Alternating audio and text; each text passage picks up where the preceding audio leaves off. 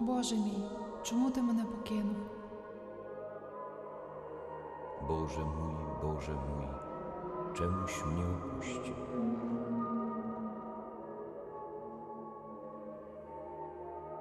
Dio mio, perché mi hai abbandonato?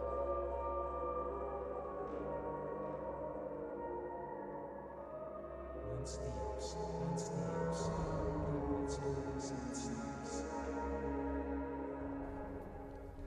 So after that wonderful little music break, we have information that the numbers in the square continue to rise, and just looking back, I want us to think about where we were the last conclave or the last couple of conclaves, because as we were talking about before, times have changed, but the smoke remains the same, the chimney remains the same.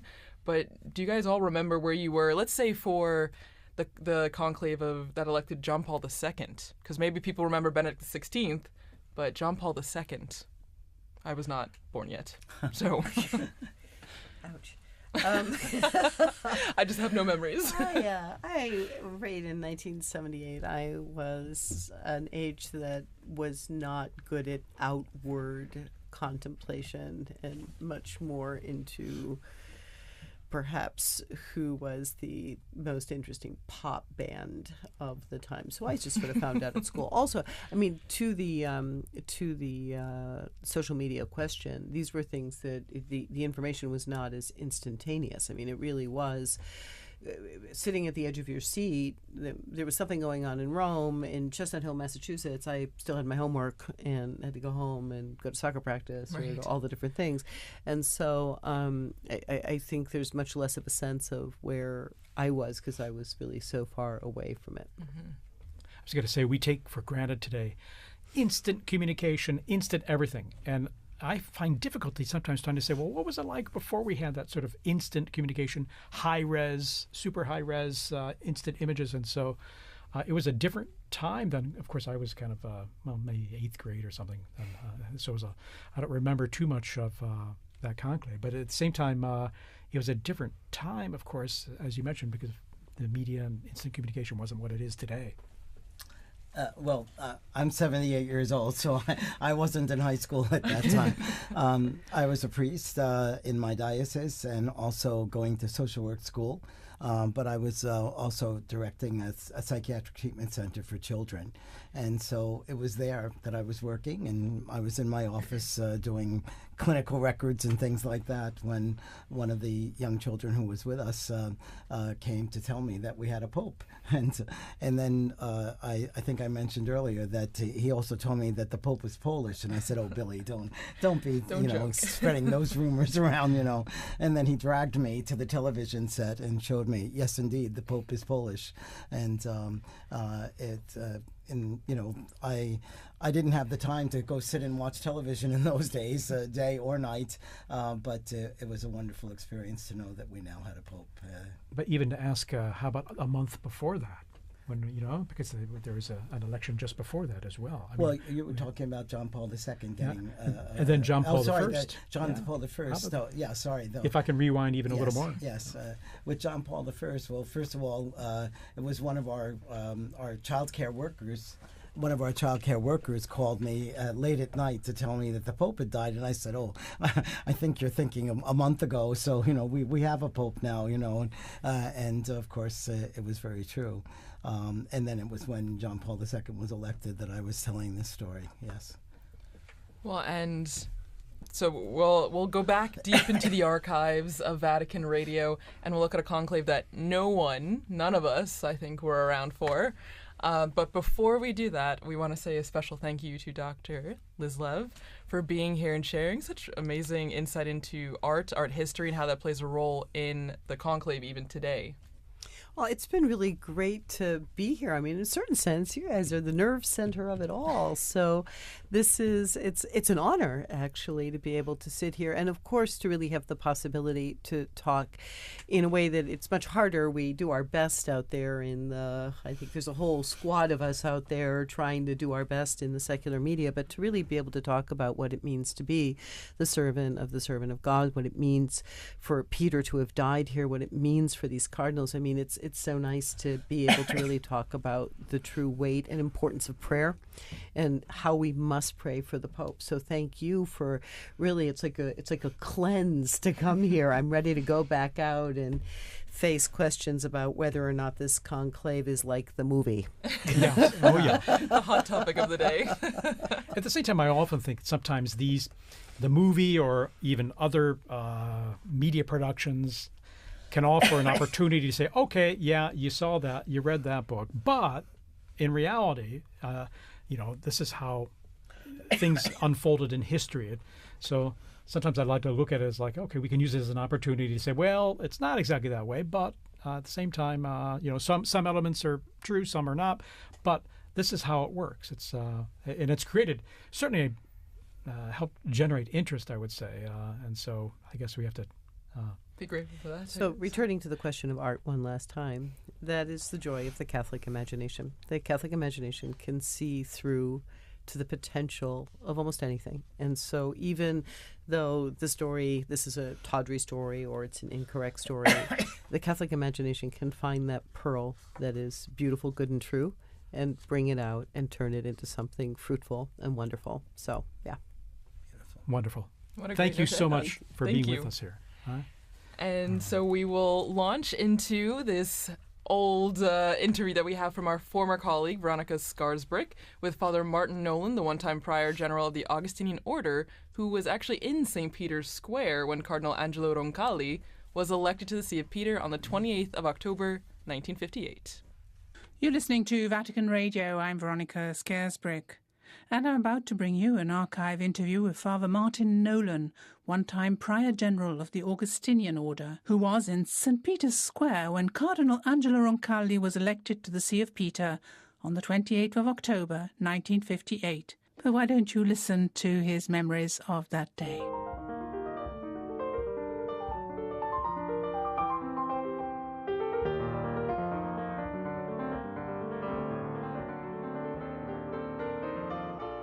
I think that really it's a memory of contrasts because Pius XII, as you know, was a man who greatly impressed the people by, I suppose, his isolation as well as everything else. It was very hard to get a private audience with him or to meet him personally, and so people, especially in Rome, adulated him as they saw him carried in on the Sedia Gestatoria at that time. So that when eventually he died, there was great mourning and regret. He died in Castel Gandolfo, and I remember well the day. And when eventually the conclave was called and the new pope was announced, people were, I suppose, almost visibly disappointed because the new pope didn't have the figure or the dignity, apparently, at first, of the pope that the church had lost. You said that you remember well the day that the Pope died. Why? Well, because there was a great amount of hoopla in the press. In fact, the Pope was out in Castel Gandolfo, as was usual, for his summer break, and some papers announced his death before he died. There was a certain amount of media scandalous coverage, especially because at that time the Pope in Castel Gandolfo was almost segregated from other parts of the church, because he had his own kind of curia that ran Castel Gandolfo, Mother Pasqualina and some Jesuit fathers and a few others, and his own Dr. Galeazzi Lisi. And the communication between them and the media was not great, so that apparently some of the press anticipated his death, and others then, when he died, had many stories about it. Getting back to Pope John the 23rd, you said that people were a bit disappointed to start with. I mean, we got this portly new Pope instead of the austere and elegant figure of Pius XII, who introduced a whole new style into the papacy. That's right. I remember I was in the square the night that he was elected. And as far as I remember, it took several days to elect him. There was confusion about the white and the black smoke. Nobody could quite make out which was white and which was black. But eventually the feeling got around that he was going to be elected, and I was over there when he was announced. You knew who he was? No, I did not know who he was. In fact, most people didn't know who he was, because the announcement at that time was made in Latin. You know, Annuncio vobis Gaudium Magnum, I announce your great joy. We have then elected a pope, and then they name him. But the people around me were saying, who is this man? Who is he? We've never heard of him before. And when eventually he arrived on the loggia, and they saw this tiny figure barely able to look over the parapet, you know, they were saying, who Why? We have smoke in St. Peter's Square now, so Look we at will that. come Look back, and at it that. looks to be white. white. We Look at have that. Look a at that pope. smoke streaming out. This is good. This is incredible news here, coming up here on 6:08 p.m. here in Rome at the Vatican, and we have white smoke streaming out. And you can of hear the chimney. crowds. And we hear the crowds applauding there. As you can see, now we got the camera work on there. Just This crowds of people crying Is and, amazing. Here we are. and celebrating this special moment. Yeah, it's so white, so...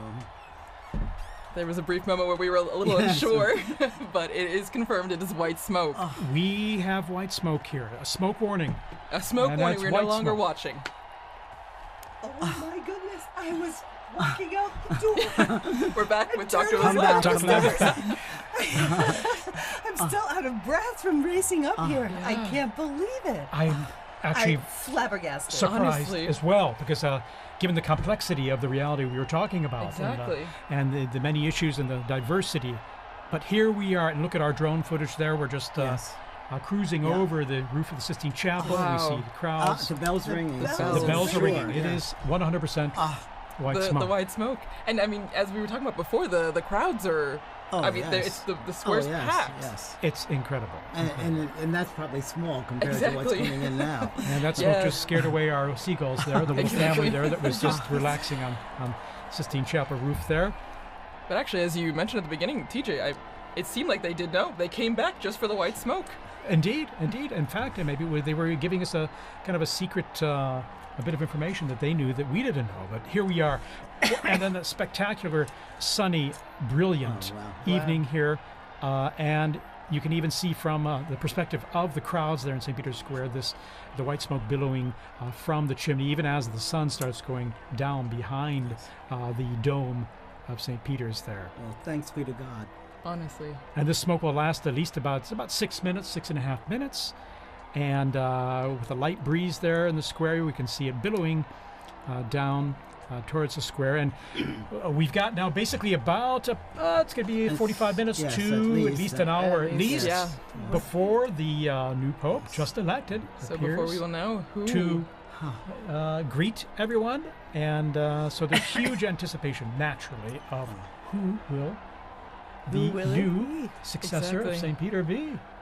Well, and I mean, as we were talking about before, you see the crowds filling the squares, but also the different people who have come. I mean, you can see the flags waving, people smiling. It's a big sign of, you know, the universality of the church, but then also just how supportive people are in sense of being here for this moment. And now we're going to have an invasion of Romans. They're going to be coming in. Yes. And no, it's only natural and normal. I mean, you live here, So those who can and he's their will be. bishop too. What's that? He's their bishop too. Of course, he's their bishop. There you go. And so they're going to be streaming into the square now. It's going to be filling up. It will make for some interesting traffic around my house because if my recollection is correct, when they couldn't get any further, they just left their cars in the road.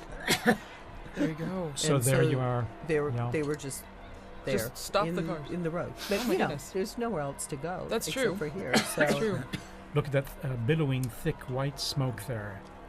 Oh wow. All the different flags. I love the people ready with their flags just in Yes. case. Yes. My Not daughter waiting. said that the election of Pope Benedict XVI, her closest friend, they went to school right around the corner here, and her closest friend was German. And they went running out into the square, and out comes Joseph Ratzinger. She said her friend had this teeny tiny little, teenage girl purse. She pulled out of this purse this flag, this enormous flag. It was suddenly waving a German my flag. goodness. So apparently a lot of people come prepared. Yeah, that's the thing, because you just never know. I mean, when I was in the square earlier, people thought, oh, no, it might be a longer time. It could take, days. yeah. You just don't know. You just don't know. Yeah, you just don't know. In fact, I didn't know what to expect. At the same time, it's a wonderful surprise here to see the white smoke billowing there. And so after just, day and a half, basically. Yeah. And here we are. It does with- make you feel like there's a wonderful sense of the noise stopped, the cameras went off, they went into the chapel, they prayed, and the Holy Spirit spoke. I mean, Yeah. it just really gives us a great sense of confidence. 100%. And indeed, this hope that's being realized, that we have a new shepherd, so to speak, someone to take on the reins there and to accompany us on this journey of our life journey.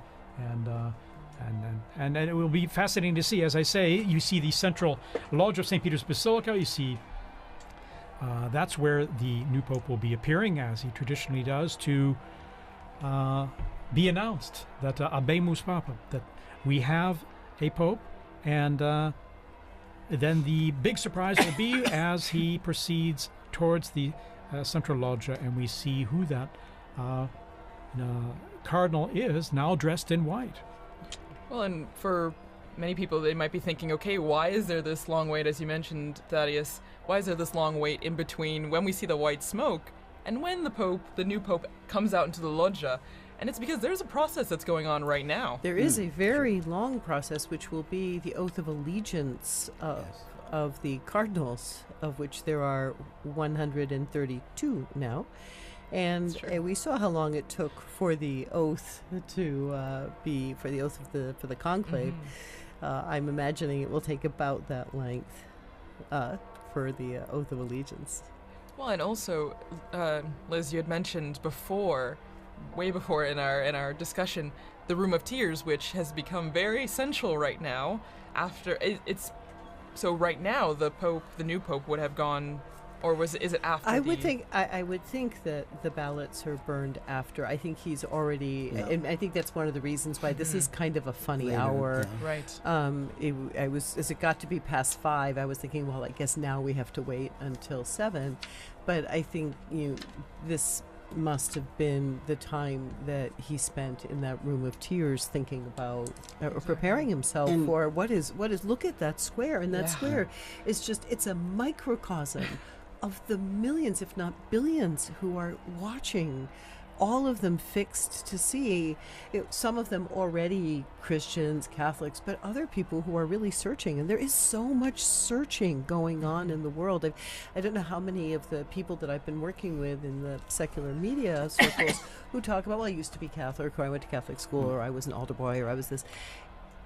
But they somehow feel this moment as still their own. It's a funny thing about those sacraments, right, Father? It's hard to get rid of those. And so he's also the father to those Of people all and, of them, and to yes. all the others who Yes. don't even know that That's they're right. orphaned yet. So All the people we pray for on Good Fridays. exactly. Yes. And there's also a real life need going on in the Room of Tears as well, because probably the tailors are very busy adjusting one of those cassocks to be able, for the new pope to be able to wear out until the loggia. Oh, and don't forget the barber. They Yes. keep a barber back Oh, there okay. just in case he needs like a shave and a trim or something, because like some of them show up scruffy for the conclave. They're not expecting it, so apparently they've got a barber back there. also sworn to secrecy. But these are incredible moments, aren't Wow. they? You know. Wow. And what a surprise! You were sending out that report on looking at history, and here we are, the smoke billowing out, and here we are waiting now to see who the new pope will be. Well, and as you mentioned, TJ Thaddeus, this is we had just heard in that archived interview.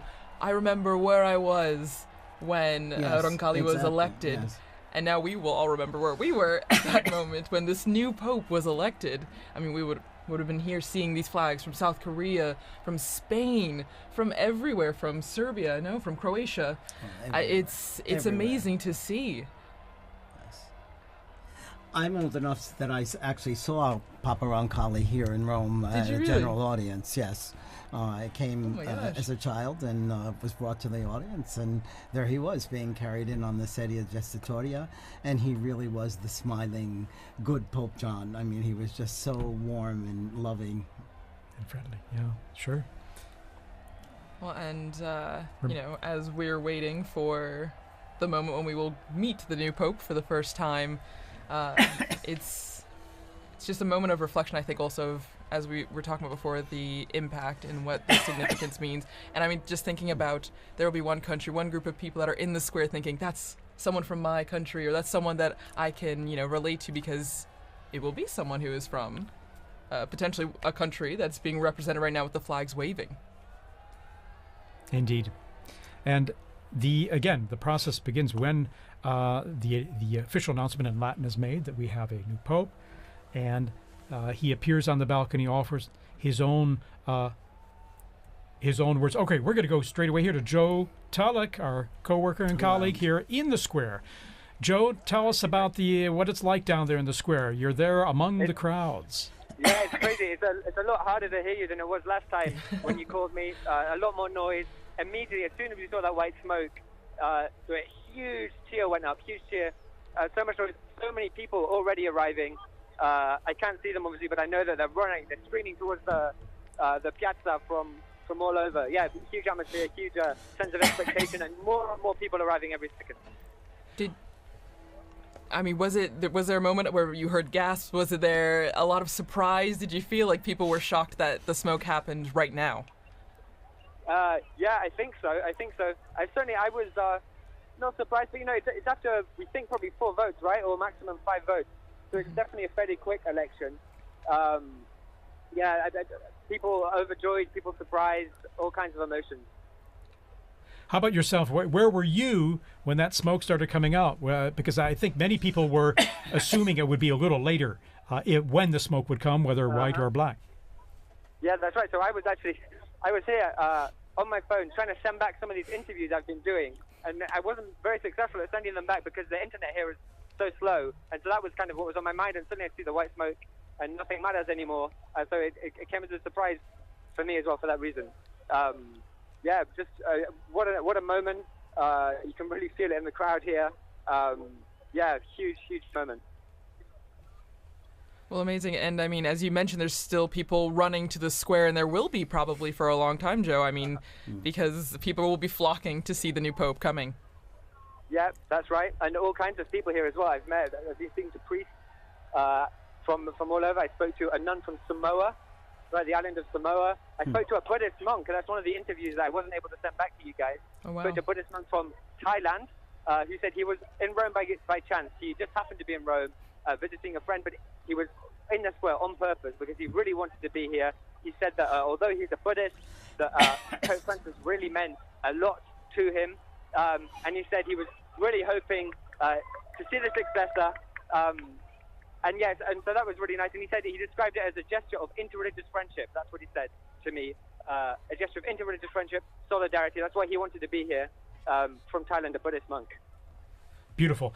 And our camera work here, we were just zooming in on that balcony from where the new Pope will appear. Joe, tell us about, when you're explaining to people in the square, what's next, what's going to happen? I'm sure people are asking you, so what happens? The Pope's new elected. That's right, yeah. So I've been explaining to people exactly. So we know that right now the Pope is, he's got a few things to do before he appears on the loggia. So we'll have the cardinal proto-deacon will come out, unless of course it's the cardinal proto-deacon that's been elected. And he will give the Habemus Papam, the announcement in Latin. We'll hear said in Latin the name of whoever's been elected Pope, and people will be listening very carefully, trying to see if they can catch that name. And if they can't catch it, they'll see the Pope a moment afterwards, because the protodeacon will leave the balcony, and the Pope will come out and he'll greet the people. He'll speak probably in Italian. He'll probably say a prayer and deliver his first address, and that's what everybody here now is waiting for, that moment when they see the new Pope for the first time. And Joe, how about yourself? You're going to be there for us, aren't you? You're going to be staying there in the square. Yeah, that's right. No, of course. I mean, CJ, there's nowhere else I would rather be in the world right now than right here in the square. So yeah, you couldn't move me from here if you tried. I'll be here. Fantastic. And you'll be telling all your friends about this experience you're having here right now in the future, I'm sure. Well, thanks so much, Joe. Cheers, TJ. Thank you, Joe. We're going to be back with you very soon for more update on all happening in the square there. So, Monsignor Vitilla, tell us a bit about this experience for you now. I mean, this experiencing it live, the smoke coming out here, and now our great sense of anticipation for who the next Pope will be. Well, it's just such a privilege to be here in Rome at this time, but also I've probably felt closest to Pope Francis because I've served him in different ways, both as in my work at Caritas Internationalis, and then also at the Secretary General of the International Catholic Migration Commission. I always used to say he's the best guru you could ever have to do public relations on migrants and refugees, and I don't have to pay him a thing, you know. So, and there were many times when I was able to meet him, and it was so beautiful an experience each time. So the emotions are more now than they were other times, because I loved the popes, but they were strange to me. I didn't know them so well. I met Pope John Paul II a couple times, but not as closely as working with Pope Francis. It's wonderful, it's exciting, and then it's a real privilege to be here at Vatican Radio and to have been part of our smoke watching together. It's now smoke warning, of course. So, and a severe smoke warning. Exactly. Yes. White smoke, that makes it even more severe, so to speak. But it's severe good news, I like to joke and say. But I think it's going to be very nice. I'm very happy that I was here. And just when I was walking out the door, and I just thought, I don't want to be alone in this moment. Yes. This is a moment of ecclesia. This is the moment of people gathered together. I'm going to run back upstairs and knock on the door and see if they'll help me.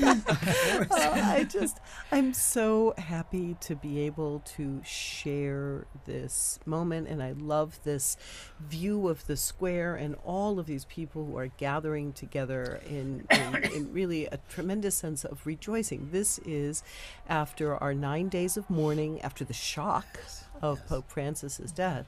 We are rejoicing again, and that is very lovely for a beautiful, beautiful day in Rome. Yes. Yeah, stunning. Actually, perfect weather, and I like to jokingly call this kind of weather severe good weather. It's just wonderful. It's sunny and brilliant, and of course, I remember in 2013 when Pope Francis was elected. It was during the evening. It was dark out, and it was still cold. Yes, it rather was cold and wet and rainy. And the sun set later, but it was illuminated with the lighting in the square. And now they even improved lighting they have on the basilica now. It's stunning. Yeah. You know, the square and the facade, how they've renewed and the lighting. But then it was illuminated by all the phones being held up and all. But here we have the brilliant sunlight illuminating all the people there in the square and growing in number. And now, Dr. Lev, tell us a bit about, I was thinking, the central loggia of the basilica there, and even the history behind it of the popes appearing from that loggia, from that balcony, and giving their most solemn blessing, Urbi et Orbi, which the new pope will impart after he greets the crowds there, that solemn blessing to the city, in Latin, to the city and the world, impart after he greets the crowds there, that solemn blessing to the city, in Latin, to the city and the world. Which is that's the first task. That's his first act, is to impart this blessing, because after all, he is the Pontifex Maximus. He is the bridge between heaven and earth. So today we'll see him in the facade of St. Peter's. And that facade, which was built, a beautiful construction by Carlo Maderno from 1612. But even in some of the buildings in Rome, you might not recognize, actually have a loggia of benedictions. So there's a sort of strange side transept on St. John Lateran, because when the popes lived over there, that was where the pope would come out for the Orbi et Orbi blessing. Or even the church of San Marco in Piazza Venezia, where Pope Paul II lived, he also had a loggia of the benedictions placed into his, house / church / because the popes weren't officially living in the Vatican. And then even, what it means to have the Pope on that balcony. If we were in the early 20th century, the first conclaves of the 20th century, there was no Pope on the balcony, because during the so-called Roman question, after the unification of Italy in 1870, during those conclaves, while the newly formed Italian state and the ousted papal state confined within the walls of the Vatican, their tensions between the two of them meant that they would hold the conclave, send out some smoke, but you had to wait. You would not see the Pope appear in the square. And so when Pius XI appeared in that loggia, it was already a statement that things were about to change. So it's a very, very, very exciting moment. I remember, I think it was 2005, all the cardinals, when they first started to have lots and lots of cardinals, they were all trying to fit out on those openings of the balcony, and you were kind of looking at a couple of them like, that looks a little precarious. Yes. So let's hope they've worked out the placement, the placement out on the balconies this time. Absolutely. Here we're seeing a long shot there, and crowds coming down the main avenue via the Conciliazione. There are security checks, of course, which is one reason that the crowds may kind of trickle in more than be running into the square. Unfortunately, it's absolutely necessary nowadays. So, sure, you could see them coming from the security now. So there's a metal check and all, so we have to ensure the safety and security there in the square. So. Well, and as we're seeing all this jubilation and excitement, sadly, we have to say goodbye to Liz. I'm like those sports stars that keep quitting and then coming back. I mean, you'll probably see me back in like another 15 minutes. Yeah, you are welcome to come back. Or a bit like the seagull coming in and around the bend. I really liked You're the always sports welcome. star comparison better, but I'll handle seagull. Okay. Thank you so much once again. I'm so happy we got to share this moment together. Thank you for being here with you. us. Well, and as Liz mentioned before, when we were talking about what is happening now, what takes so long, I mean, according to John Paul II, I believe his Apostolic Constitution, right, Universi Dominici Gregis, there's a process that's happening, and it starts with the rite of acceptance, which already happened, because that's when we know we get the white smoke, because the Pope, the man that was elected, had to say yes. And has to sign and have it certified. Exactly. So isn't that, it's beautiful, right? We always talk about free will in the Catholic Church. Yes. He could say no, but this means that whoever we will see on the loggia has agreed, has said yes to this. And as you can hear, the crowds are coming, and we see... and we see the pontifical band there coming out, and the Swiss Guards, of course. There's always a traditional salute of the Vatican hymn or anthem to celebrate the occasion. It's part of the festivity of it, and we hear they're playing already and coming out there all in full uniform. Well, and it's special. It's special too because these last more than 2 weeks, we've had the Swiss Guards present for certain things, but now they have a Pope once again that they are protecting. That is their role. That is their mission, right? To be where the Pope is and to protect him. And so this is extra special because now we see them coming out again to the piazza because we will have a Pope. Yes. I live with 21 other priests at a residence, so all of us work in the Curia, and we've been sharing at breakfast how hard it is in the morning when we're celebrating Mass, and there's always a prayer in the canon of the Mass for the Pope. And, we now have to skip over that, and it's like your tongue doesn't stop, So now we can pray once again for the Pope as well. Exactly. Yes. Well, our predecessor popes can pray for us as well. Exactly. Intercede in ways that I'm sure of. We hope and pray for sure. So again, the bands here will be coming in and playing the anthems, the hymns when the new Pope appears, just like the Urbi et Orbi on an Easter or Christmas or solemn occasions. That's right.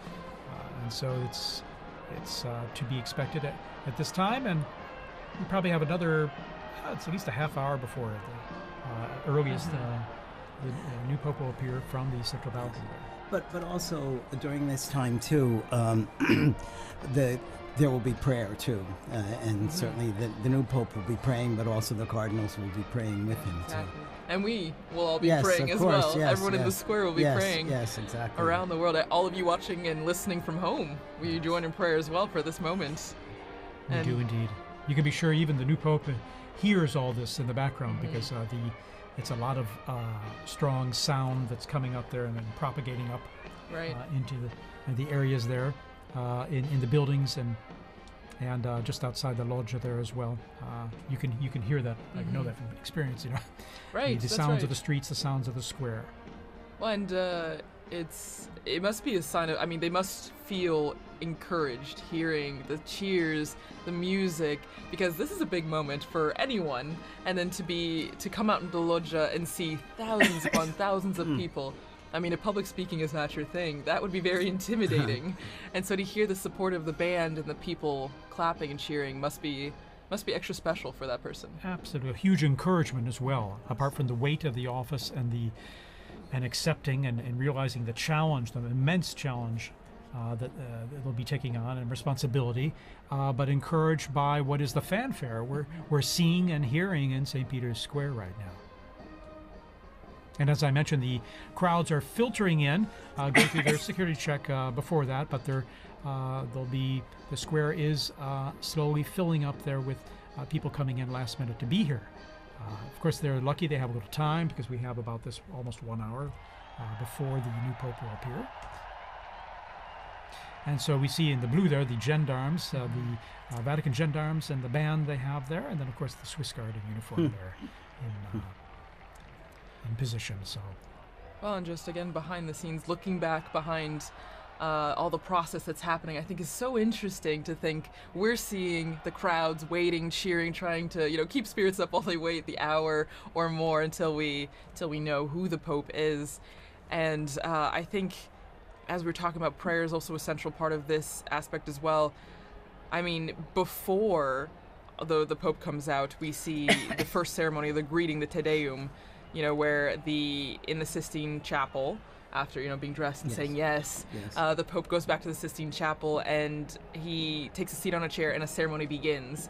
And it's introduced with a greeting from the senior cardinal of the Order of Bishops, and then they read a passage from the Gospel, which, as we talked about with Liz and also Dr. O'Donnell, I mean, it grounds the mission of the Pope, the office of the Pope in the Gospel, in the message that Christ gave to Peter, feed my sheep, tend to my sheep. So I don't know, it's a really special moment, I think, when you look behind what's happening right now as we wait for the Pope. And speaking of the ground, please, just in the unbroken line of passing the authority and the responsibility of the papacy from Peter all the way on. And now, going on the ground there in the square, we have Sister Nina Krankic, who's from Croatia and is with us there in the square, and she works here at Vatican News and is going to share us tell us more about her own experience there in the square. Sister Nina, can you hear us? All of our listeners, all who are following us online now. Pretty amazing. I just arrived here at the St. Peter's with my colleagues. We just rushed out of the building and we just arrived here. It's so many people already gathered here. There's the orchestra playing, as you probably can hear and see. The atmosphere is so getting warmed up, and it's incredible. We're going to take our place somewhere here among the people, and we're going to wait for that special moment that is going to happen very soon. Sister Nina, you must have run out of the building there to get there in the square, because I mentioned the crowds coming in now there's got to be some bottleneck there, isn't there? Yes, we ran out of the building. All the colleagues started screaming, "Let's out!" There was a white smoke, so we just ran out and ran through the crowd, and we're going now. We're here in front of St. Peter's, actually, so we have a pretty good position, so we talk a little bit later. I can tell you more about what's going on, but you actually cannot arrive at the square now because there's so many people from all around. from all around all parts of the home gathering here. So it's really hard to even enter the square at this moment. There's so many journalists. Everybody's doing their best and interviewing people all around. So pretty amazing to see. So it must feel like a big party almost. I imagine in some ways, doesn't it? Now the Well, Italians you know what? are This is the coming biggest in. party that I would ever add. That's for sure. That's for sure. And we can hear the bands there. We see the Italian Carabinieri band that's coming into the square as well. They, so I imagine it's adding to the festive atmosphere you're living there, isn't it? It's very festive atmosphere, and even the Swiss guards are all here, and the music, the people, very festive, very, very beautiful. Something beautiful to see. All right, Sister Nina, thanks for giving us that update there, and we look forward to connecting with you there again when possible. We know how it's a little tough with the cell signal there, given all the people communicating live on their cell phones and the networks there being a bit saturated. But thank you. Yeah, and I hope to talk to you soon, and you can still make it, people. If you're somewhere around, if you're somewhere close, you can still make it. So try to get on the square and don't miss this special moment. Wonderful. In time. And if you're watching in diretta, don't stay with us and wait for that special moment that's falling. And Sister Nina, by the way, this is your first experience of this type, isn't it? Your first conclave, and Yes. so it must be extra my first special for you. conclave. Oh, amazing. You know what? But even seeing that live, it's something so special. And seeing that many people. As we were coming here from the dicastery, from our building, I've actually seen people cry and screaming, Habemus Papam, and which was so touching. People running and crying, and you feel that it's like a special moment in the history of the church and of the world. So it's something that it's just once in a lifetime. So I'm really grateful to be here now. Wonderful. All righty, Sister Nina, thank you so much for sharing that with us, and we hope to touch base with you there shortly, okay? Thank you for calling me. All right, in the meantime, good luck getting in the square there. Bye-bye. Thank you, bye-bye. All right. Well, and continuing, as we mentioned before, the atmosphere, but also what we're seeing. You see the bands, Father, as you mentioned, the Italians as well, coming up the stairs that we often saw the Pope Mobile drive up for general audiences. And shortly, we're not sure exactly when, but when the Pope comes out, there's a formula that is said in Latin, and for many of us, we might not have studied Latin in school. I mean, my Latin is quite rusty, so I don't know if maybe, Father, you know a bit more about what it's going to be said, and for those who might not know, what is the formula? What is said? Well, it says the proto-deacon, and it's Cardinal Momberti is the proto-deacon right now, will come out and say, I have an announcement of great joy, and then he says, we have a pope, Habemus Papam. I saw some signs there, and they didn't have the correct conjugation of papa, but that's okay. The fact is, the news is and it's almost universal language now in terms of communicating the fact that we now have a pope. And then after that, he announces the name that he's taken. Yes, in Latin. Yeah. And so I'll tell you a funny story of that, too. A friend of mine was in the square when Paul VI was elected. And he was standing, he's from the U.S., he was a student at the North American College. Oh, yeah. And no, it was when John Paul II was elected. And he was standing next to an Italian woman, and they announced that the Pope was from Polonia, and this Italian woman crossed herself and said, "Grazie a Dio da Bologna." Da Bologna. That guy from Bologna. Yes. She didn't hear Polonia in Italian, meaning Poland. Yes. Yeah, it's tricky. If you don't know Italian or Latin, it might be a bit confusing. But no, it's extra special, and as you mentioned, I mean, I remember watching with some of my colleagues here at the start of this week some of the compilations from the Habemus Papams that we have video or audio of, which is only in the last, just over 100 years that we have video, and it's been really interesting because whether you know Latin or not, you know that phrase and you know what it means. And so it's a big signal to a new chapter in the church. And I'm thinking that the last announcement was by Cardinal Jean-Louis Touron, whom I worked with a great deal. Oh, wow. And he made that announcement, and it was so good. And he's gone home to heaven, but I'm sure he's now rejoicing once again tonight. That's right. I remember him very well when he announced introduced Pope Francis, and I remember even hearing his name. I was wondering who, and then I looked it up very quickly because as always, it's a surprise. Right. It's a surprise, and you don't know, because we have such a list of people, and as we've said throughout this entire Smoke Watch, that it's the Holy Spirit that guides the decision, and so we don't know till that moment.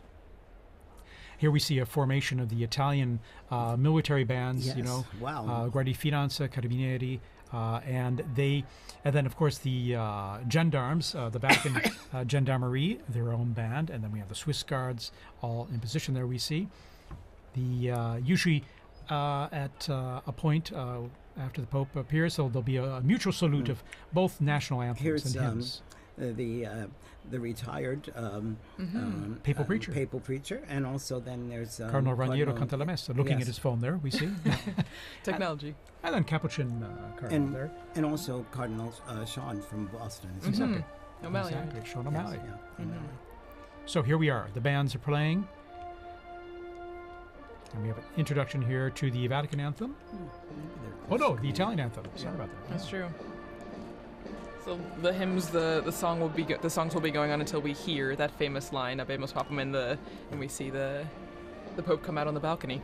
So we're hearing notes from the Italian national anthem, Fratelli d'Italia.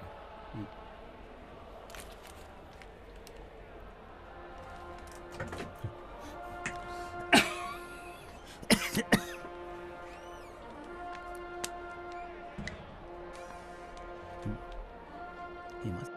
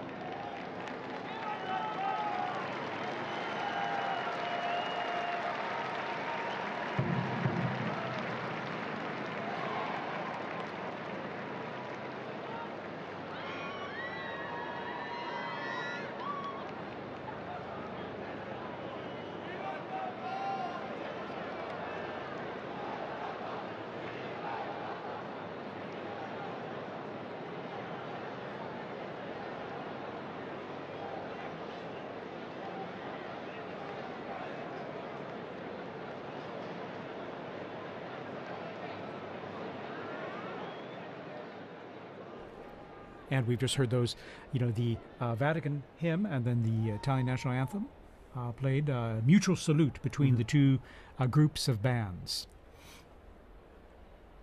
And now the mutual salute and greeting of both. This is just like when we see at Easter and at Christmas, the Urbi et Orbi. During the Urbi et Orbi, when the Pope gives his blessing to the city and to the world. And before that, his Christmas or Easter message. So the bands are lined up there as we await the curtains to be pulled back there from the central loggia of St. Peter's Basilica there. And even though the Holy See is a separate country, it's important for Italy to be involved in this too, because he's also the Bishop of Rome. So it's his flock is in Rome as well. Actually, just now taking off my headphones to hear some of the ambient sound, you could hear kind of the craziness that's going on outside. You could hear helicopters, ambulances, fire trucks, everything. And so, even at the end of Via Conciliazione, where we are, you can hear the excitement and the festivities that are happening outside. Monsignor, I think some of that chimney smoke has gotten to me, yes. There's a lot of pollen in the air, so it's allergy time here as we head into summer. But what a stunning view there. We have the sun just going down behind the facade of St. Peter's. It's always stunning, when it comes time to sunset there with, the facade facing east, but then when you're looking at the basilica and the sun going down behind it, it's always So beautiful. so beautiful, yeah. But everybody's eyes are on this. Yeah, everybody's looking Yes. up, waiting for the doors to open and then the white curtains to be pulled back. Well, and there's actually a story about what's happening right now. Again, the Room of Tears, the Pope, the new Pope getting dressed, and we know that there are 3 sizes of the white cassocks because you don't know who's going to be elected, but you have to be Yes. prepared. And actually, one of our colleagues, Christopher Wells, who was on this morning actually on the Smoke Watch, was talking about Pope John the 23rd, and he was. That's a letter. Yes. And actually, since it didn't fit, they had to tie it like a medical Yes, garment. exactly. And so it's a funny little anecdote to just remember that. I mean, no one knows, and so everyone's prepared. But that's what's going on right now. They're trying on the garments, and they're seeing what's fitting. And of course, they have different sizes available to start with, Yes. but Yeah. sometimes 3 they might need different, adjusting depending. Exactly. We're all made in God's image and likeness in different Yes. sizes. So there you go. See all those flags representing the different nations present. Also, it is the Jubilee of Hope, and so we have pilgrims here for Jubilee events over these days as well. I think I read about 15,000 for currently in Rome just for the Jubilee Yeah. themed events. For pilgrimages that were organized well ahead of time. Well, and we're hearing from our producer, Francesca Merlo, that they're looking outside our building, and as I mentioned, there's helicopters, but they're blocking off the roads, and that's what Liz was Really? mentioning too. Wow. That people are stopping, Yes. and they're just trying to get to the square as fast as they can. So it's a moment of organized chaos a bit in the square and around the Vatican. We have reports that there are people literally running to get into the square. And they will eventually, as they go through the checks and controls there. They do an extraordinary job of the crowd control as well, with these many people coming into St. Peter's Square and avoiding any potential problems or issues due to that. So. Well, and that is, you have to think that, I mean, maybe everything has a purpose, right? Everything has a reason, because we have this time in between the white smoke and the Habemus Papam, maybe also for everyone to get to the square. It's a dual-edged sword. The new pope is being prepared and ready to go to the loggia, but it's also to let everyone who can get to the square to be there for that special moment. And we're seeing it with our Vati drone footage here, Yes. as I'd like to call it. And you can see the square there. It's just wonderful. You can get a sense of the crowds and then on the people kind of streaming in from the main avenue, Via della Conciliazione, and some of the side streets there.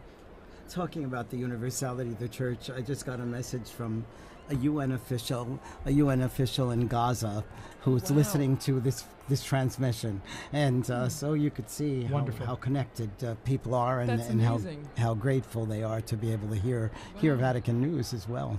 Yeah, of course. Well, we're grateful to have you here to say some nice, intelligent things for us, I don't know. as well as and give us some interesting input on all, and to share this experience.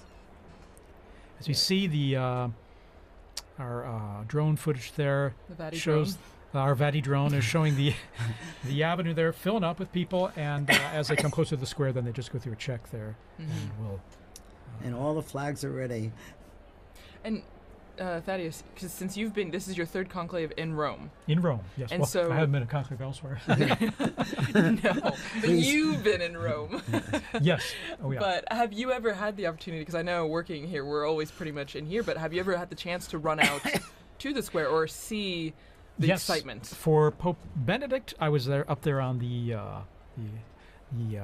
colonnade there. If you're looking here on the footage here, you can see here on the left side there on that colonnade there where the statues are, on top of the Charlemagne wing Right. of the colonnade. I was up there and able to just view from that position where all the photographers, videographers were, or most of them anyway, accredited, to see him come out and greet the crowds and give his blessing. And I remember, this is a strange thing, but after that event, going back into the Vatican and running into Cardinal Jorge Bergoglio. Oh my gosh! This is long after probably about an hour after the blessing was given at the end of the. And I remember it distinctly because I knew the faces of all the cardinals, and so it was a. Little did you know. Little did I know. Little did I know. And then when there we see some of the cardinals there. There's Cardinal. I think that's Cardinal Whirl, and we see, and then. Cantamesa, Cantalamesa. Cantalamesa, and then. O'Malley. The cardinal non-electors. Yeah, exactly. They're over 80, and so there's they're non-electors. Sister Petrina, the head of the Governatorato now. And that's Archbishop Fisichella as well, I think. And we see the secretary of the dicastery for communication there, Monsignor Lucho Ruiz, as well. Anyway. Well, and so, Thaddeus, was it? I mean, obviously it's very different being inside here, but the excitement is still pretty much the same, being on the braccio, the colonnade, and being very here. much so, because you're seeing things up close, and not only into the bells I was mentioning earlier that you hear very clearly and loudly, but then seeing from a unique angle, almost at below the level of the central loggia, but higher up from down in the square. In 2013, then I remember I was down the street on the Conciliazione looking out the window at the crowds on Via della Conciliazione, and I could see the central loggia from which Pope Francis appeared then in 2013. So that was my other experience, per se, and a unique one at that. And now here in our studio here, right close to the action there. Exactly. It's a third privileged experience. And again, what's really... you really feel is the excitement of it, and the joy of having a new pope, but then also the expectation: who's it going to be? Right. And I remember with Pope Benedict, it was a bit the weather was a bit cloudy and cool then. I mean, this is a day of just brilliant sunshine, mild temps. Of course, we're in May, and so things warm up here quite a bit and pretty quickly. When Pope Francis was elected, I was helping out at an English-speaking parish in Geneva in addition to my other work. And the pastor had asked me to give a talk to the parents of the First Communion children. And we got the news just as I was ready to start the talk. So I knew tonight I'm not going to get anything else done of this. Wow. So you've gotten the announcement in different places all around the world. Yes. No, that's amazing. And every time just a tad different. And we have joining us Father Paul Samasumo, who's from Zambia, and he's head of the English Africa section here at Vatican News and the Dicastery for Communication. Father Samasumo, good to have you here. Many of our listeners who listen to the liturgies will recognize your voice as well as you do the commentaries for the papal events. How's this experience for you now? Thanks, TJ. Actually, I've been here all day. And then I went outside to meet someone, and you won't believe I got blocked. I could hardly come in. I've been trying to come back for the last 10 minutes, but fortunately the security forces allowed me when I showed my badge, and people are just running into the square. It's amazing. It's my first conclave. I've never. I came in just after Pope Francis had been elected. Wow. So this is quite an experience for you. It is an experience for me as well, yeah. Absolutely. Amazing. Even just the moments leading up to this experience. I live in a house where some of the cardinals also were staying before they moved to Santa Marta. Of course, they had their own little tables, and sometimes we just provoke them. They had some secrecy, of course, confidentiality, but it was so wonderful, and the dedication of them going to the congregations, the meetings, and even the non-electors, some of them live there permanently in our house. And we have some of the staff who have been helping. They had to also do the swearing in, so that they would be. Some of them couldn't go because they have small children, and they wanted to stay next to their children. So it has been a great experience, even from that point of view. Well, and also, since you're from Zambia, how do you think people in Africa, the African continent, are taking this moment? I mean, we have viewers, listeners from all around the world, but your experience in watching the conclave and being prepared for this Abemos Papam moment, like, what do you think is the atmosphere, the environment of people watching in Africa? It's a great moment. I can tell you already I've received about 5 or 6 calls just within the space of 10 minutes as I was coming in. Wow. From some of my colleagues who are in the media. And I think the most, the call that I really enjoyed was from my uncle. My uncle is 82, and usually we talk to him through my aunt because he has a problem of hearing. But he's so excited. So everybody's following. They're following on various channels there, the national television stations, on radio, and so forth. It's a great moment. And knowing Africa, they've always been fascinated by the popes. I remember even from a time when I was a young boy myself in catechism, we used to be taught the anthem, the papal anthem. Really? Yeah. So that was very familiar for you to hear.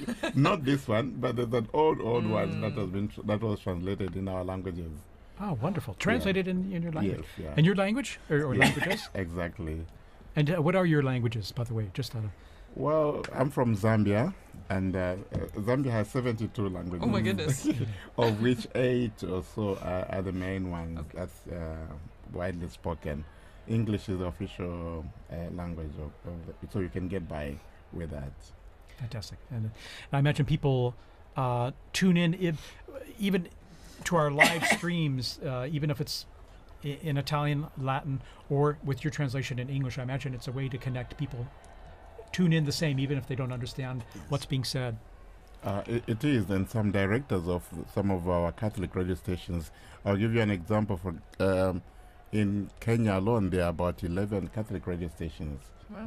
So they've been asking, what time is the smoke? Why are we having the smoke? Yeah.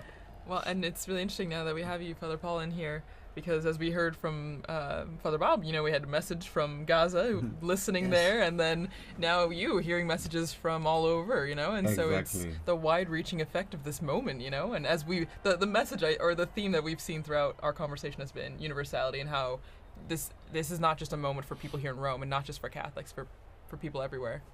In fact, I'd like to thank people around the globe tuning into our live stream here. Maybe you're watching on a local or a national network, local Catholic radio, wherever you're listening. Thanks for joining us here. We're going to be providing you with all the information we can as we await this historic moment to find out who the new Pope is. And we'll know pretty soon. It's been about about a half hour or so since the close smoke. to an hour. An hour. An hour? Okay. It was around 6 Time o'clock flies. Rome Okay, time. There you are. It was 6:07 or something. Something like So that. any moment now there. And we see the crowds are coming in to the square, still streaming in, slowly but surely. On the sides there, you can see on the right side and then the left side after they've gone through the checks there, and then coming into the square. And they can all see things pretty well because there are these big television screens and good high-res ones too in the square and along the Conciliazione Avenue leading into the square. So many people, they can see just what we're seeing all together here. These same images and coverage. Sometimes there's some text message or some subtitling there and info for them, but they can get a good idea of what's happening even if they're not up close, thanks to the nice new technology we have out there. Well, and I'm sure, as we all talked about before, and Father Paula, you would also, I'm sure, have experience with this, but using like the screens in the square, us doing this commentary, and you have to imagine that social media is blowing up with this moment, Oh, yes. I mean, everyone that's in the square is live streaming, I'm sure, taking videos, taking pictures, and so the news is spreading even faster than it would have 10, 20, 30 years ago. Exactly. Even just here in Rome, just the streets, the cafes. What I found interesting is, I'm sure you've seen the guys that sell trinkets and stuff. Sure. Some of them are from Senegal, or from Bangladesh, and so forth. And when the smoke came out, this guy asked me, "Do we have a pope?" And he said, "Do we have a pope?" I thought most of them are Muslims, but that kind of interest is really very touching.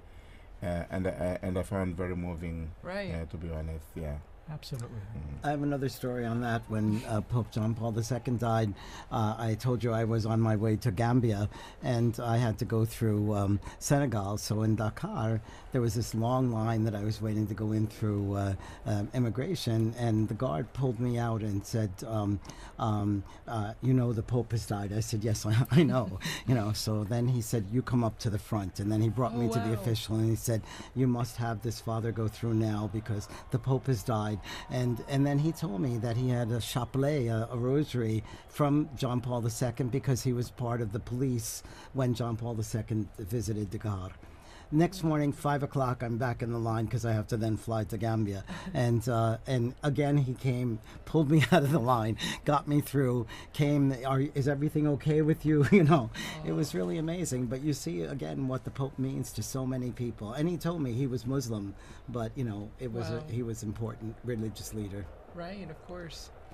Again, I'm sure people around the world now are just tuning in, dropping in and out of this broadcast and other broadcasts to see what we're all waiting for with anticipation of who the new Pope is. And that should be very soon now. And we'll know, of course, not only from the video we have here, but then when the crowds let us know with their cheers and applause. And it will be we'll all be trying to give you immediately the name of the cardinal, Yes. which has now become the Pope. And as I believe, TJ, you mentioned earlier, or no, Father Bob, you mentioned, it will be in Latin. And Yes. so we'll all be brushing up on our Latin in between, now and then, so Yes. that we will have the name correctly. And then we'll also get to hear the name that the new Pope chooses Yes. to be I his think new... the name is always also interesting because it kind of gives his vision of what he wants to do with the papas. Probably not what he wants to do, but what he, what inspires him. And Father had an anecdote there. I also have one. And when Pope Francis chose the name Francis, one of the Jesuits in Zambia told me, we were so excited because we thought you were chosen Francis Xavier. Yes. And actually, it was the next morning that Francis clarified that this was Francis of Assisi. So Yeah, it's true, because a lot of people were Yes, trying to yeah, guess sure. and figure it out. That's right. When he met with journalists, he explained the origin of the name that he took and why. Well, and it's special, like you mentioned, Father Paul, right? So it usually drives an idea of what the focus might be for the pontificate, choosing this special name. And we had mentioned earlier, right, that the person, I think it was Liz that mentioned, the person becomes a new person in that sense. The Pope is a new man because he gets rid of the old name, takes on this new name, and he's no longer just cardinal whoever. He's the Pope of the Universal Church, the Pope that is the symbol of the Catholic Church around the world, not only because, he is known as the Pope, but also because of his white cassock that is widely recognizable. We're seeing these camera shots. Those big television screens, people know when they're on camera, and so they have their moment of fame. They're a few thrilled. seconds of fame, waving and greeting everyone there. So it's always kind of fun too. It brings a little involvement and participation for everyone. And it's good that the authorities, I think they planned this very well. You have screens around the Vatican, so that reduces also the congestion. We have the new square, which has just been redone for the Jubilee year here. So there's another screen there, just outside this building. And people are just sitting out there. They are not rushing to go into the square. So they can see. And maybe they even get a better shot a better view from the screen there. So there are a number of these large screens surrounding the area. And I think it was very good planning on that part. Yeah, wonderful, in fact. And then even just the organization, I'm always impressed with the organization, crowd organization, how people are led into these areas to assure that they can get in. It might take a little time, but then also how everything has come off so well without a hitch. Again, it was these almost big prophetic crowds. because so much of the reconfiguration of the square and Via della Conciliazione was done for the Jubilee, but it served very well for the funeral and now for the new Pope. Yeah, the city has done all these Yes. works projects also to help traffic flow well through the area. And here we have, Yes, so it's it looked like let's see here. That was Cardinal Schönborn, was it? Yes, and then also Cardinal, who was the head of the Christian Unity. That's right. That's right. Yes. Okay. And you can hear the helicopters. You Yes. can hear them in the square now. Yeah. So it's getting louder and more apparent that there's people from all over, and everyone's getting images of the square. And I think the security forces trying to keep the peace. Mm-hmm. And I noticed also they blocked some of the roads leading to so that people are running across the roads. You know, so you gotta keep them safe too. You gotta keep them safe, right, Kelsey? Well, and so one of our colleagues, Lisa Zangarini, she did a lot of research on why we have this tradition of changing the baptismal name of the cardinal into the name for the pope, and it actually started way back. It looks like there may be. Yeah, 2,000 years ago to Saint Peter, whose original name was Simon, and so it stems all the way from that. And it's a lineage that has been continuous since that time. And actually, what's interesting is that not all the popes have done this. Out of the 266 now, 267, only 129 have actually chosen a new name, which I never realized. It was much later before the new name, was put into practice. There you go. Yeah. And that was John the 12th, Pope John the 12th. And only during that time, from 955 to today, it's only 2 other people that have not taken new names, which is interesting. Very interesting. Yes. So we've gone from the smoke watch and warning now to the Pope watch. Yes. We are on the a new Pope watch watch here from the central balcony, and I think we're coming up on prime time here. I think soon we should be seeing the new Pope appear, and we're getting some zooming, some close-ups here of the crowds there, and we saw some Vatican officials, in fact, before. TJ, I just also wanted, and as well as the mayor of Rome is out there. Yes. Okay. Yes, Gualtieri. That's right. For that we saw, was it Cardinal Casper, right? Christian Unity we saw. That's right. In the square there, Casper, and then.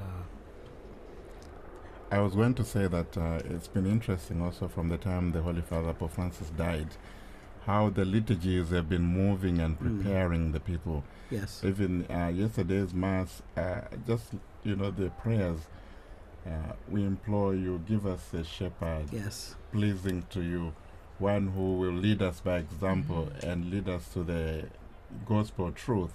This is in the collect and in the closing prayers. Yes. So this conclave liturgy is also very elaborate and very moving and preparing the people. So it's not just like this is just a successor to Francis.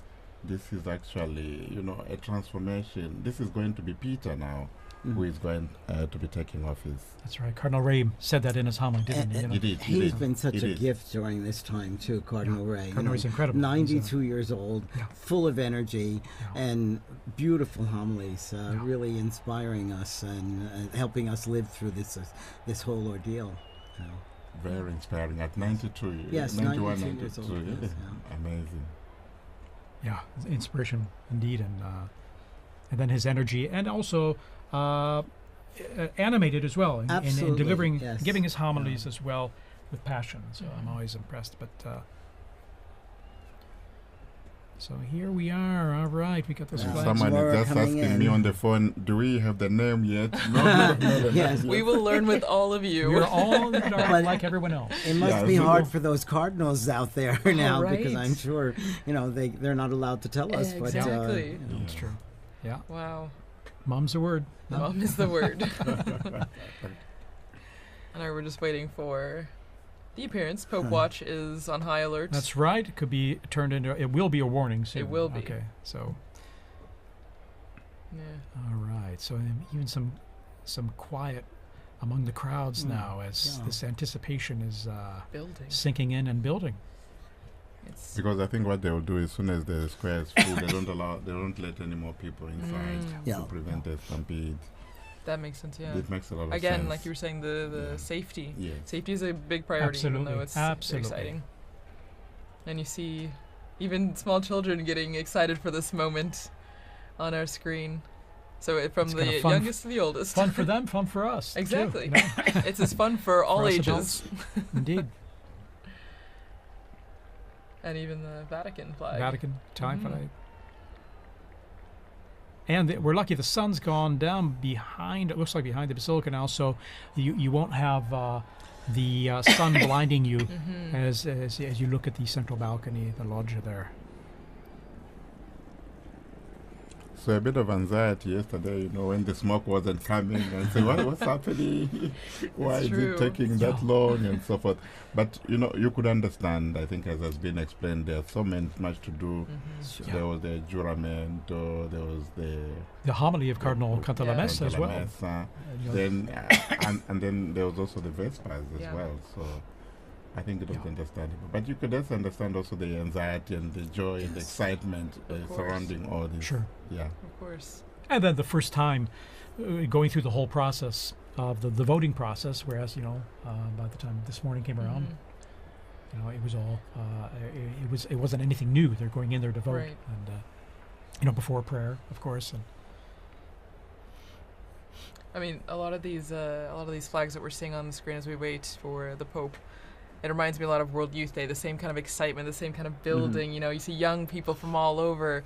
It's a really beautiful image, and I think is again just a sign of the youthfulness of the church. We talk a lot about the future of the church, which begins with this new Pope, but the young people that are also present at this moment to see the historic aspect of this.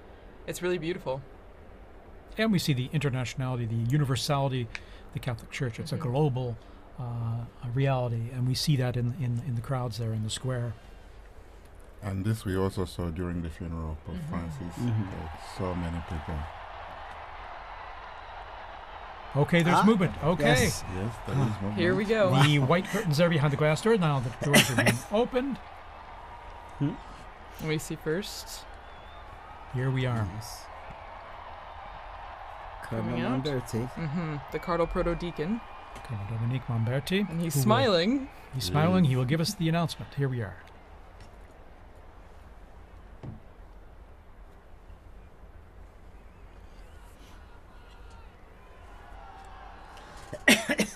Suspense. Annuncio vobis gaudium magnum.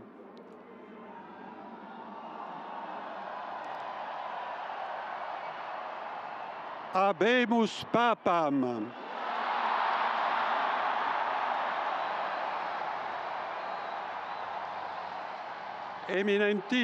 Eminentissimum, ac reverendissimum Dominum, Dominum Robertum Franciscum, Sancte Romane Ecclesiae, Cardinalem Prevost,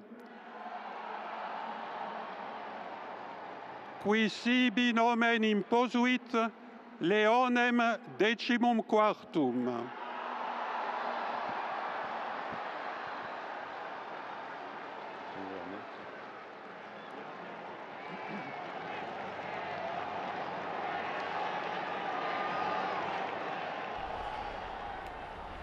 So the Pope is Cardinal Robert Francis Prevost, who's taken the name of Leo XIV, Pope Leo XIV.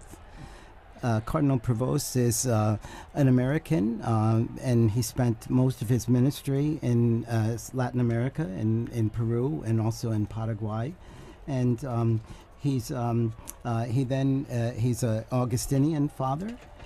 He was the provincial in Latin America, and then became the Bishop of Chiclayo in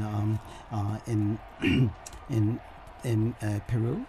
And he then is also he became the Superior General of the Augustinian Fathers as well. He's now he's been the prefect of the dicastery for bishops. We see the cardinal electors there appearing on the balcony there as well, with this joy and their smiles on their face. A great joy indeed, and well, it wasn't one of those papabulas, so to say. What a great joy. It's a wonderful joy, and he's from Chicago, Yes. Illinois. Chicago. Okay, An American. An American. Yes. And an American. I think That's a historic moment. It is truly, truly historic. And you can see all the cardinals on the different Yes, balconies in the there. For different our radio listeners, you may not be able to see this, of course, but they're appearing on all the balconies to the left and right of the central balcony there. All of them clearly standing out with their red vestments and smiles, and waiting to again for all of us to greet this new pope as well. Greet the new pope. Which now we know his name.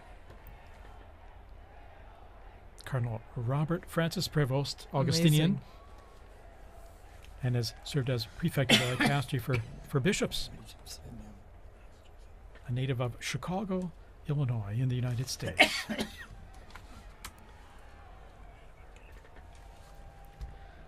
Wow. And so, as we said before, you saw all the flags and everything out in the square, and now all the Americans are holding their flags. Indeed. It's a historic and moment. Who would have imagined? Too, I'm sure. Yeah. He spent most of his ministry in Peru. Yeah, and that's a special thing, So he has a connection with multiple. Experience exactly. And this, exactly. The continuation of evangelization mission of the church. The priority, yeah. So you can see still they're like little pockets of red where all the cardinals are standing on the balconies. And from our Vati drone footage, and seeing it from above there, it's a unique view, perched above in front of the facade and looking down at them as they're on the balconies there, awaiting now as the new pope, as we mentioned there, Cardinal Robert Francis Prevost. And Pope Leo the 14th. Yes. Pope Leo the Pope 14th. The 14th. Yes. And of course, his Leo the 13th was the great social reforming pope for us. He was the great social reformer. Yeah, and he died in 1903, so still fairly recent in the grand scheme of things. Was Pope Leo the one with Rerum Novarum? Yes, exactly. There you go, good memory. From my seminary days. And then his successors wrote other encyclicals every 40 years afterwards. So he started like on a trend. Yes, and it's really one of the constitutions of Catholic social ministry and Catholic probably social I would doctrine. say a pope needed for our times with all the social challenges the world has today. Yes. And he's, relatively young, 69 years old, born on the 14th of September, 1955, as we mentioned, in Chicago, Illinois, and so 69. Well, and Father Paul, as you were just saying, I agree, and maybe Father Bob, you can really stress this point because you work in social humanitarian, exactly, integral human development. This is an important aspect of the church. The Catholic Catholic social teaching, I think, is important. Very. And it's often called the untold story of the church, or perhaps the hidden secret of the church, it has so much, and there's a lot of development. And was one of the needs discussed by the cardinals during their congregations this last week too. So. Exactly. Oh, there we see the there's the American flag. There's the US flag there. People are thrilled about this. Yeah, and there's quite a number of American students. Dr. O'Donnell was here, and he was going to be in the square with his American students. So you can imagine them cheering. Yes, it will be a treat for them, indeed. Yes. I can imagine the scene. The house I live behind is the Basilica of St. Augustine, where we have also the tomb of St. Monica inside there. Yes. So it must be a great day for all the Augustinians there. Yes. Yeah, very special day. Yes. Indeed, he. Looking at his biography in going back to more recent history, 1999, he was elected the provincial prior of the Mother of Good Counsel province in Chicago of the Augustinians, and after 2.5 years, the Ordinary General Chapter elected him prior general of the order. Of the OSAs. Ministry again entrusted to him in 2007 at their Ordinary General Chapter. And reading here, in October 2013, he returned to his province of Chicago to serve as teacher of the professed and provincial. He served as, and then, let's see, his roles there. And 3rd of November 2014, when Pope Francis appointed him apostolic administrator of the Diocese of Chiclayo in Peru, where he served many years, and he was made a bishop there. And and served there for many years. And then in March 2018, he became second vice president of the Peruvian Episcopal Conference. So working as a missionary there, a missionary bishop as well in Peru. Here we're seeing these beautiful shots of the yes, Vatican the there, Cardinals, yes. of at the same level almost of those balconies, and all the cardinals kind of crowded in those balconies. And they look like they have the same anticipation that we do. Exactly. Exactly. Any moment now, Pope Leo XIV will be appearing. Pope Leo the 14th. Will be appearing from that balcony. Pope Leo the 14th. Looking again at his predecessor, well, the person he took the name from before, Leo the 13th, he actually, Pope Leo the 13th had the third longest papacy, well, verified papacy that we know of, behind Peter, the apostle, and then John Paul II. So one from way back in church history and one from our very recent history. Long live the Pope. Exactly.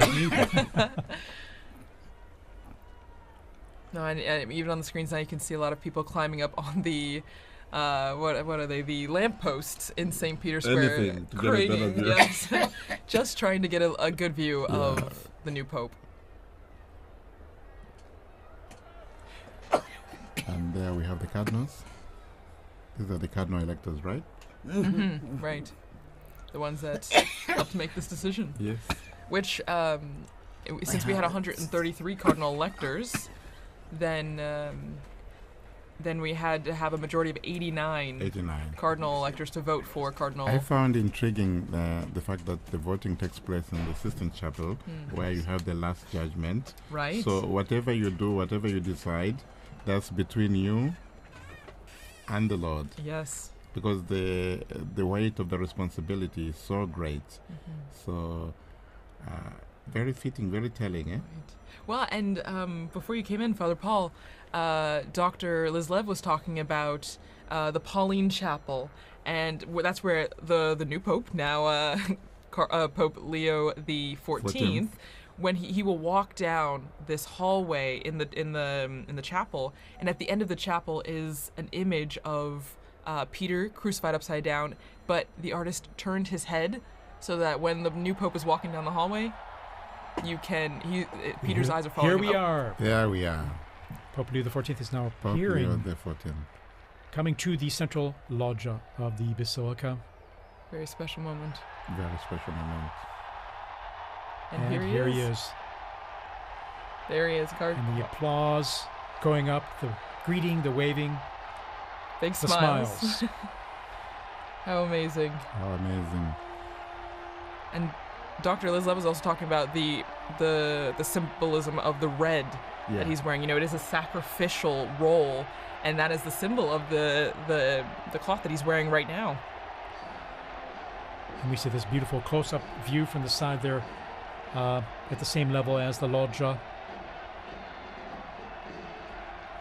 Pope Leo XIV. Pope Leo the 14th. Amazing. Smiling. A smiling and Pope, yes. you can see who wouldn't be taken by the moment and I think going overcome through with his emotion. mind, you know, the weight of Yeah. this responsibility. Oh yeah. You can see it on his face. You can Oh, see it on his absolutely. face. Amazing. After this, you're never the same person. No. And we're hearing the bands below, the mutual salute of the anthems, the hymns, Vatican hymn and the Italian national anthem, as we do traditionally at the Easter and Christmas, as we've mentioned. And after this, now Pope Leo XIV, he will give a greeting and impart his first apostolic blessing, the Urbi et Orbi, to the city and to the whole world. So that blessing extends to everyone who is watching, everyone who is listening, your family, wherever you are. It's a great moment to prepare ourselves for this first blessing. This most solemn blessing, you can just feel and see the emotion on his face. Yeah.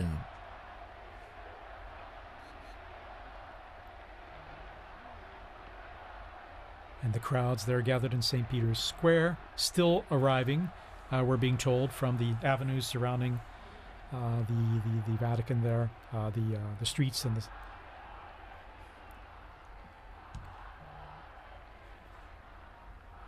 So just getting messages here. Congratulations. God bless the Pope. And you can hear the chanting from the square.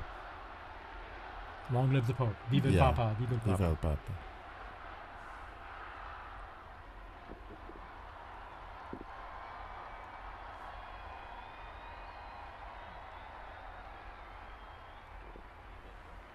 And we're all silent now, awaiting his first words.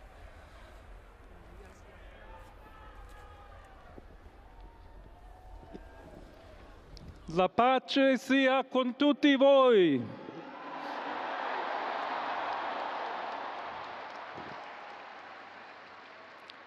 Fratelli, sorelle carissimi, questo è il primo saluto del Cristo risorto, il buon pastore che ha dato la vita per il gregge di Dio. Anch'io vorrei che questo saluto di pace entrasse nel vostro cuore, raggiungesse le vostre famiglie, a tutte le persone, ovunque siano, a tutti i popoli, a tutta la terra. La pace sia con voi.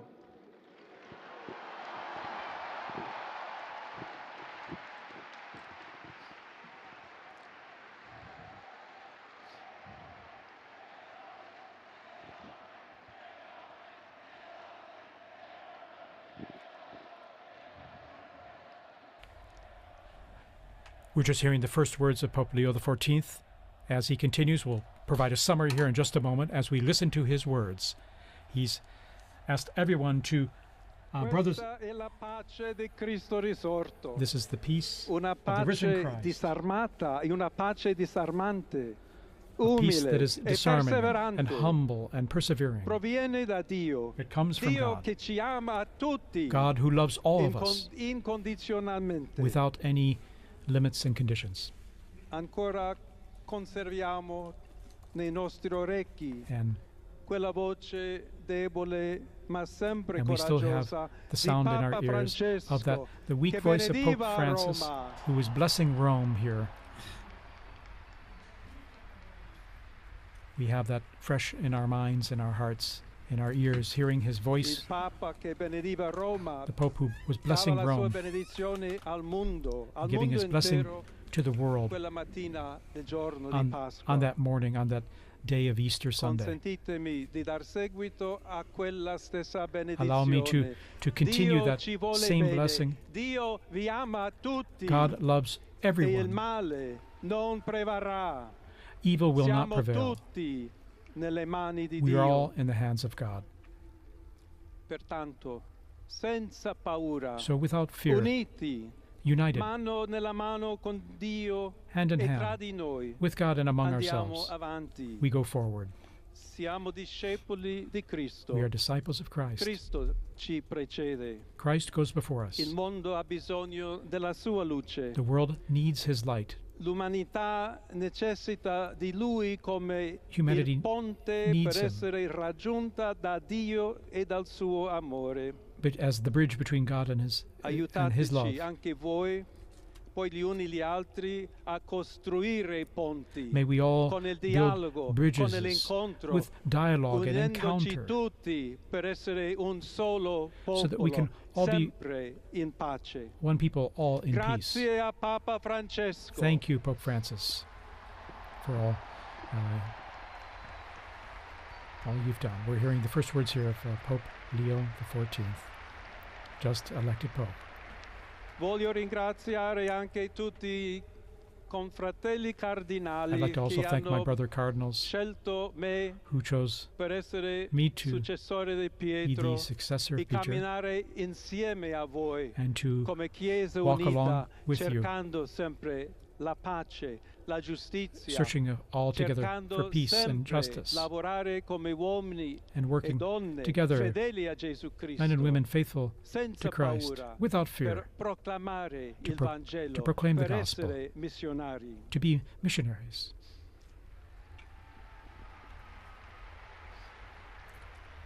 Pope Leo offering these initial words, which we're just translating on the fly here. Un figlio di Sant'Agostino. I'm a son of Saint Augustine, and I'm an Augustinian. Che ha detto, con voi sono cristiano, Who e said, per voi vescovo. with In you I am a questo Christian, senso and for you possiamo I am a bishop. tutti camminare insieme So may we all verso quella walk patria together towards that, la quale Dio ci ha preparato.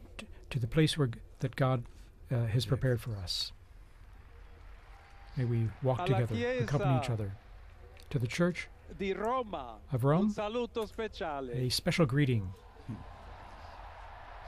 As Bishop of Rome, of course, a special greeting. Dobbiamo cercare insieme come essere una We've got to chiesa missionaria. look at how we can together be a Una missionary chiesa che church, costruisce i ponti, a church di that builds dialogo, bridges, sempre aperta a ricevere, that come is, questa that is always piazza con open le braccia to aperte, receive a tutti, everyone, tutti coloro just che like hanno in the bisogno square, to receive della everyone, nostra carità, to welcome la nostra everyone, presenza, our il charity, dialogo, l'amore. our dialogue and love. Y se me permiten también una palabra, un saludo. And now, a greeting in Spanish. Please allow me here A to todos aquellos, y en modo particular a mi querida diócesis de Chiclayo en el Perú. So to all of you, but especially to the people of my diocese of Chiclayo in Peru, Donde un pueblo fiel ha acompañado a su obispo, ha compartido su fe y ha dado tanto para seguir where we had such siendo faithful people iglesia accompanying fiel de the bishop, Jesucristo. and we had such faithful A people tutti voi, helping the fratelli e bishop. sorelle di Roma, d'Italia, di tutto il mondo, all of you, vogliamo essere the una people of chiesa Rome and of Italy, sinodale, una chiesa che cammina, una chiesa che we need cerca to be a sempre la synodal pace, church, a cerca church that's a sempre la pilgrim, carità, cerca that sempre di shows essere charity vicino, always, specialmente a coloro che soffrono. and especially is charitable to those who are suffering. Oggi, Today, il giorno della supplica alla Madonna di Pompei. today is the day of praying to the Nostra Madonna Madre Maria Pompei. vuole sempre camminare con noi, stare vicino, Our Blessed Mother Mary aiutarci always con wants la to be sua close to intercessione, us. il suo amore. She always Allora wants vorrei to pregare intercede for insieme a us voi. through her love.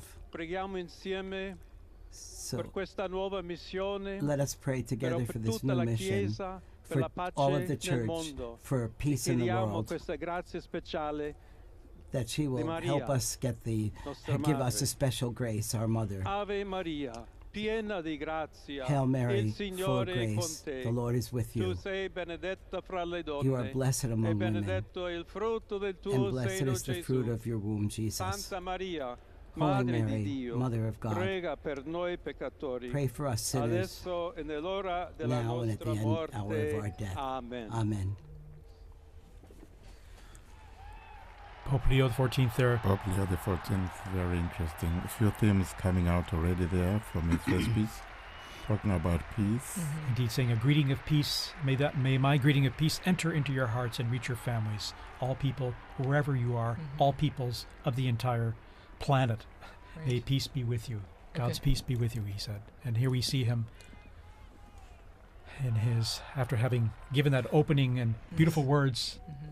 Continuing to all. also the message of Pope Francis, where he even said in Spanish and Italian, tutti, Il tutti, tutti, Santo todos. Padre Leone, a tutti i fedeli presenti And so And the Pope, e a Holy Father quelli Pope che Leo, and ricevono la to sua all people benedizione and a mezzo in the della square and radio, all della receiving televisione e are delle hearing altre this tecnologie di through new technology, comunicazione, online, everywhere. concede l'indulgenza plenaria Offers his della forma the stabilita dalla plenary Chiesa. indulgence in the formula established by the Preghiamo Church. Dio We pray Onnipotente to Almighty God perché conservi a lungo that- il Papa that a he may guida della keep the Chiesa Pope e conceda and pace e protect unità him alla Chiesa in and guide the tutto il Church mondo. and the entire world. Now he'll give this most solemn blessing to the entire world, to all of you joining us. To everyone. So we now prepare ourselves to receive this solemn blessing wherever we are, at home, in your car, at work, wherever you are. Sancti Apostoli Petrus et Paulus, de quorum potestate et auctoritate confidimus. So Ipsi intercedat pro nobis ad Dominum. the holy apostles Amen. Peter and Paul, Precibus et meritis Beate Mariae semper Virginis, and we Beati also Michaelis to the Arcangeli, Blessed Mary, Beati Ioannis Baptiste, et To Sanctorum Apostolorum Saint Petri et Pauli et Omnium Sanctorum, misereatur vestri omnipotens Deus, et dimissis omnibus peccatis vestris, perducat vos Iesus Christus ad vitam aeternam. Indulgentiam, absolutionem et remissionem omnium peccatorum vestrorum, spatium vere et fructuose penitentiae, cor semper penitens, et emendationem vitae, gratiam et consolationem Sancti Spiritus, et finalem perseverantiam in bonis operibus tribuat vobis omnipotens et misericors Dominus. Amen. Et benedictio Dei omnipotentis, Patris et Filii et Spiritus Sancti descendat super vos et maniat semper.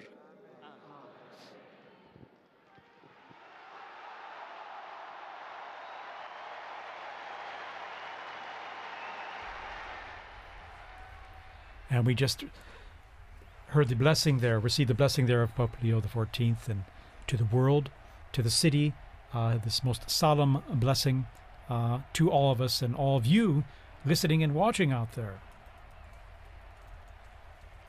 What is interesting, he is smiling, and I found very touching the fact that he made reference to his former diocese in Peru and spoke to them in Spanish. Very, very touching moment, and how they are thanking them for how they accompanied him. And so from this moment, I think we all accompany the new Holy Father with our prayers and support.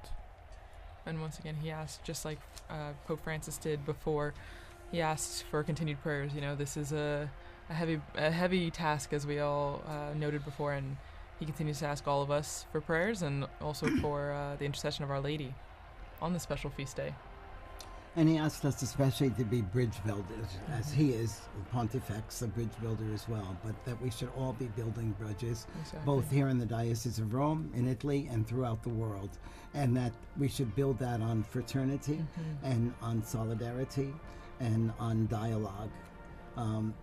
So many times Pope Francis told us the same.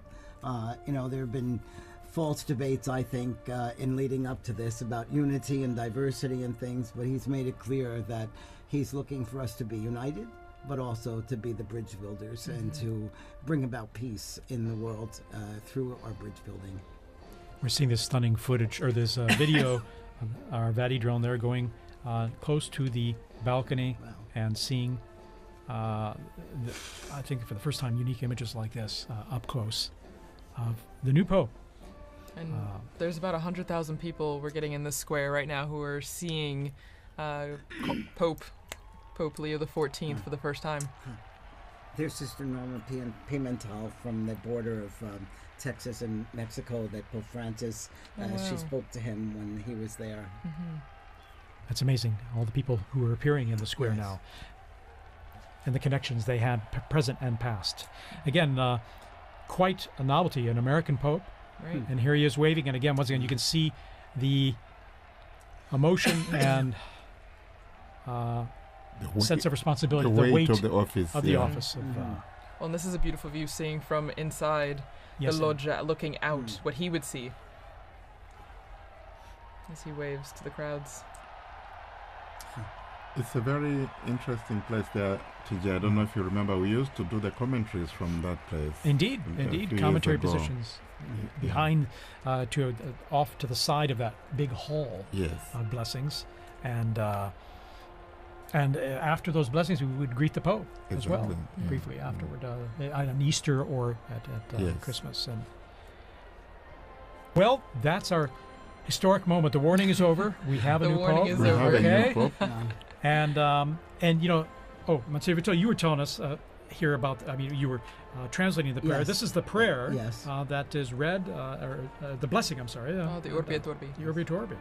Do you want to Yeah, read why it not? now? Sure. So, may the holy apostles Peter and Paul, in whose power and authority we trust, intercede us before the Lord. Through the prayers and merits of Blessed Mary, ever Virgin, Saint Michael the Archangel, Saint John the Baptist, the holy apostles Peter and Paul, all the saints, may Almighty God have mercy on you and forgive you all your sins, and may Jesus Christ bring you to everlasting life. And then he speaks about the indulgence and the absolution and remission of sins, and then he also gives the blessing. I'm not entitled to give the Urbi et Orbi blessing, but we heard it from him. But again, it's the most solemn blessing that Yes. he gives and Yes. imparts. And again, in his words, he offered greetings of peace to everyone everywhere, and stressed that he wishes to be a builder of peace in his ministry, and to that we can all be part of that in our own efforts and in what we do. And 2 or 3 times mentioning the word missionary, I think probably also echoing his own experience as a missionary, a bishop, and now a pope. I found also that very touching, this openness to the world. And he's someone who is coming from the outside. He has been in the Korea, and now, so he has both worlds. And this is very interesting and quite assuring, I think, for the church. Well, and he comes from the Americas, so while he is an American by birth, being born in Chicago, he has connections to Peru, and so I think it's a beautiful continuity, between the two, the Americas right there. And as we see on the Vati drone, we're getting a good image of the apostles lined up on St. Peter's, the facade there, and you still see the massive crowds that have gathered, over at least 100,000 people, both in the piazza right there and beyond, past Via Conciliazione and our office even. Indeed. And then again, that embrace of the 2 colonnades is just unique. It has a warm feeling to it of welcoming and embracing those present there in the crowds. Now we're going to try and go back down on to the square there to our own Joseph Tulloch, our in the roving square. journalist, our roving reporter. We're trying to connect with him. Again, it happens that the cell coverage there gets pretty saturated, even if it's pretty extensive. So we're waiting to link up with him to get some direct feedback from him. But while we wait for that, as you were just mentioning, TJ, about the arms of the colonnade, and that ties in perfectly with what Pope Leo XIV was talking about also in his Urbi et Orbi, the blessing and the greeting, where he speaks about we need to be welcoming to all people, tutti, tutti, tutti, todos, todos, todos. And so it continues. I mean, you get that welcoming embrace from the square, but then also from our new Pope, which is a continuity also from the late Pope Francis, who initiated that, with his famous line, todos, todos, todos. Exactly. Everyone is welcome. It was interesting that he said, for you, I'm a bishop. With you, I'm a Christian. Yes. That was really beautiful. A quotation from St. Augustine, I think, yeah? Well, and it's true. It's a nice, it's a good way to identify himself, that we're all Christians, but he's also a shepherd when he was a bishop, but then now as the Bishop of Rome and the head of the Catholic Church. Again, embracing everyone, inviting everyone, basically underscoring the unity that brings us together, both Christians, non-Christians, everyone. And it means, TJ, we are going to see that unity you are talking about in the synodality, because he did refer to synodality as well. He did, and that word meaning talking to, hearing everyone's opinion and dialoguing together, listening to one another. That's what, in sense, the basics of synodality in terms of listening to one another and seeing where we can talk about things and come to understand one another and where we're coming from and maybe the best way to go forward together. And we're going to be on, just to let you all know, we're going to be on the air here for a little while longer, at least another probably about an hour here to provide more updates on what's happening and trying and to connect to St. Peter's Square there with our own Joseph Tulloch. We're trying to get through there, and once we get through, we're going to chat with them and get some a sense of what it's like out there. I mean, the crowds are still there, although the square is slowly starting to empty now. And we're seeing the bands there that just performed earlier leaving. And again, an incredible moment. It's amazing to have a pope from North America, from the United States, and but one who's also lived and worked internationally, as we mentioned, Peru, and then here at the Vatican. In fact, his Italian is very fluent. We're going to take a little break here, a little musical interval, and we're going to come back, We'll be right back. Just shortly here. So stay tuned.